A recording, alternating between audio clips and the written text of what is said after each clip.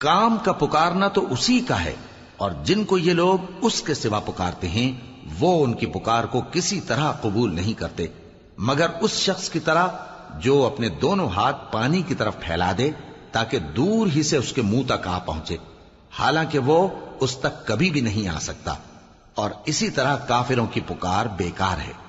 اور جتنی مخلوقات آسمانوں اور زمین میں ہے خوشی سے یا ناخوشی سے اللہ کے آگے سجدہ کرتی ہے، اور ان کے سائے بھی صبح و شام سجدے کرتے ہیں۔ ان سے پوچھو کہ آسمانوں اور زمین کا پروردگار کون ہے؟ تم ہی کہہ دو کہ اللہ۔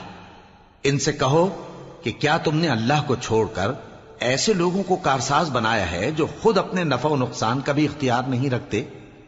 کہو کیا اندھا اور آنکھوں والا برابر ہیں، یا اندھیرا اور اجالا برابر ہو سکتا ہے؟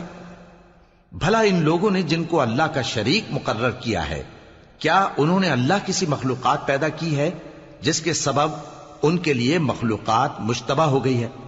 کہہ دو کہ اللہ ہی ہر چیز کا پیدا کرنے والا ہے، اور وہ یکتا ہے، بڑا زبردست ہے۔